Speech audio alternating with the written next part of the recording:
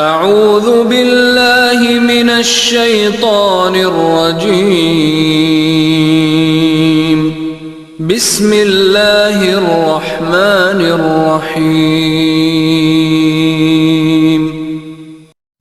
الحمدللہ رب العالمین والصلاة والسلام علی سیدنا و مولانا محمد وعلی آلہ و اصحابہ و ذریتہ و ازواجہ و اہل بیتہ اجمعین، اما بعد، اعوذ باللہ السمیع العلیم من الشیطان الرجیم، بسم اللہ الرحمن الرحیم۔ حضرات وقار، آج درس حدیث کا ہمارا پہلی حدیث کا درس ہے۔ یہ حدیث حدیث جبریل کے نام سے جانی جاتی ہے، جو دراصل نبی کریم صلی اللہ تعالی علیہ وآلہ وسلم حضرت جبریل امین علیہ الصلوۃ والسلام انسانی شکل میں حضور صلی اللہ تعالی علیہ وآلہ وسلم کے پاس حاضر ہوئے اور 5 باتوں کے بارے میں نبی کریم صلی اللہ تعالی علیہ وآلہ وسلم سے پوچھا، اور پھر آپ صلی اللہ تعالی علیہ وآلہ وسلم نے وہ 5 باتیں بتائیں۔ تو اس کو حضور صلی اللہ تعالی علیہ وآلہ وسلم سے 5 صحابہ کرام رضوان اللہ علیہم اجمعین روایت فرماتے ہیں۔ جو حدیث کا ترجمہ ابھی میں پڑھوں گا، کیونکہ ویڈیو ہم نے شارٹ سی رکھنی ہوتی ہے، اس لیے ترجمے پر ہی موقوف رہوں گا۔ اصل جو حدیث ہے وہ متن کے ساتھ ہم آپ کو سکرین پہ دکھا دیں گے۔ آپ صلی اللہ تعالی علیہ وآلہ وسلم سے یہ جو حدیث منقول ہے، یہ صحیح مسلم میں موجود ہے۔ اسی طرح آپ صلی اللہ تعالی علیہ وآلہ وسلم سے صحیح مسلم میں حضرت عمر فاروق رضی اللہ تعالیٰ عنہ راوی ہیں۔ تو وہ بیان فرماتے ہیں کہ ایک دن نبی کریم صلی اللہ تعالی علیہ وآلہ وسلم کے پاس ہم ان کی خدمت میں حاضر تھے کہ ایک صاحب ہمارے پاس نمودار ہوئے، جن کے کپڑے بہت سفید اور ان کے بال خوب کالے تھے۔ ان پر کوئی سفر کے آثار بھی نہیں تھے اور ہم میں سے کوئی ان کو پہچانتا بھی نہیں تھا، یہاں تک کہ وہ رسول اللہ صلی اللہ تعالی علیہ وآلہ وسلم کے پاس بیٹھ گئے اور اپنے گھٹنے حضور صلی اللہ تعالی علیہ وآلہ وسلم کے گھٹنوں سے مس کر دیے اور اپنے ہاتھ اپنے زانوؤں پر رکھ لیے۔ تو اس کے بعد عرض کیا کہ اے محمد صلی اللہ علیہ وآلہ وسلم، فاخبرنی عن الاسلام، مجھے اسلام کے بارے میں بتائیے۔ تو آپ صلی اللہ تعالی علیہ وآلہ وسلم نے فرمایا کہ اسلام یہ ہے کہ تم گواہی دو اللہ تعالیٰ کے سوا کوئی معبود نہیں ہے اور محمد صلی اللہ تعالی علیہ وآلہ وسلم اللہ کے رسول ہیں، اور نماز قائم کرو، زکوٰۃ ادا کرو، رمضان کے روزے رکھو، کعبہ کا حج ادا کرو اگر تم اس تک پہنچنے کی استطاعت رکھتے ہو۔ تو انہوں نے آگے جواب میں عرض کیا، صدقتا یا رسول اللہ، آپ نے سچ فرمایا۔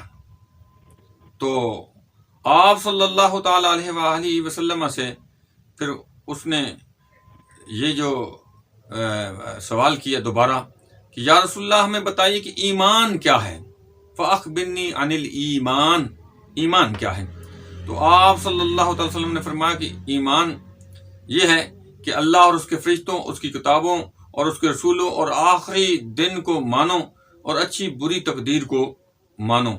تو اس نے پھر عرض کیا، یا رسول اللہ، آپ نے سچ فرمایا۔ پھر عرض کیا کہ یا رسول اللہ، مجھے بتائیے کہ احسان کیا ہے؟ تو آپ صلی اللہ علیہ وسلم نے فرمایا کہ اللہ کی عبادت ایسے کرو کہ گویا اسے دیکھ رہے ہو، اور اگر یہ نہ ہو سکے تو خیال کرو کہ تمہیں وہ اللہ رب العزت دیکھ رہا ہے۔ آج کی قیامت کی خبر دیجئے۔ تو آپ صلی اللہ علیہ وسلم نے ارشاد فرمایا کہ جس سے تم پوچھ رہے ہو وہ قیامت کے بارے میں سائل سے زیادہ خبردار نہیں۔ آج کی قیامت کی نشانیوں کے بارے میں بتا دیجئے۔ تو آپ صلی اللہ تعالی علیہ وآلہ وسلم نے ارشاد فرمایا کہ اس کی نشانیوں میں سے ایک نشانی یہ ہے کہ لونڈی اپنے مالک کو جنے گی، اور ننگے پاؤں ننگے بدن والے فقیروں کو تم دیکھو گے، بکریوں کے چرواہوں کو تم دیکھو گے کہ وہ محلوں پر فخر کرتے ہوئے۔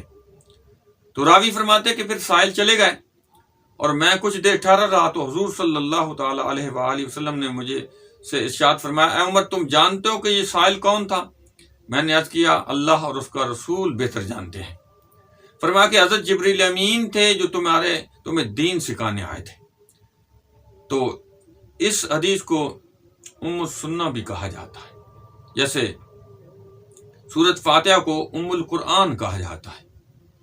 تو یہ حدیث کے اندر نبی کریم صلی اللہ تعالی علیہ وآلہ وسلم کے پاس حضرت جبریل امین انسانی شکل میں ہے، جیسے حضرت مریم سلام اللہ علیہ آپ کے پاس آپ ایک انسانی شکل میں، مرد کی شکل میں حاضر ہوئے تھے۔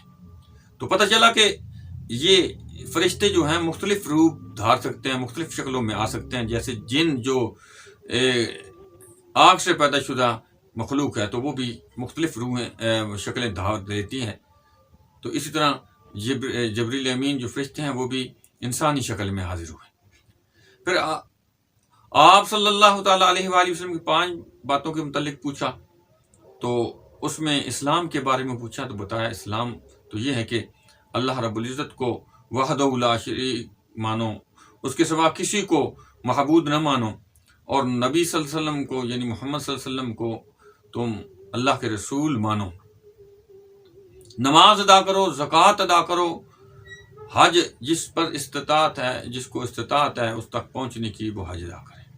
تو یہ اسلام ہے۔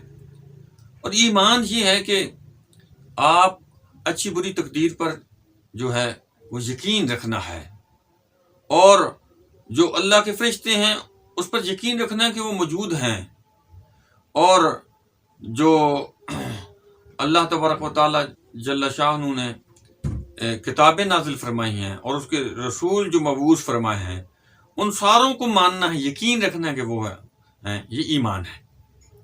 تو اس کے بعد اللہ رب العزت جل شانہ جو چیزیں بیان کی ہیں ان پر یقین رکھنا، یقین کامل ہے۔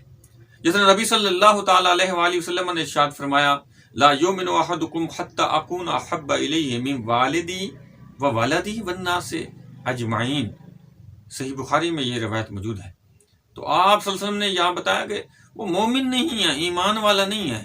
کون؟ جو مجھ سے محبت نہیں کر لیتا اپنی اولاد سے زیادہ، اپنے والدین سے زیادہ، حتیٰ کہ تمام انسانوں سے، اپنے استادوں سے، اپنے پیروں سے، اپنے شیخ الحدیثوں سے، ہر ایک سے زیادہ محبت حضور سے نہیں ہو جاتی تو وہ ایمان والا نہیں ہے۔ حالانکہ وہ تو کلمہ پڑھ رہا ہے، وہ نماز پڑھ رہا ہے، وہ روزہ رکھ رہا ہے، حج ادا کر رہا ہے، زکوٰۃ ادا کر رہا ہے، تو ایمان والا کیوں نہیں ہے؟ یعنی کامل ایمان والا نہیں ہے، مومن نہیں ہے۔ ایمان جو اس چیز کا نام ہے۔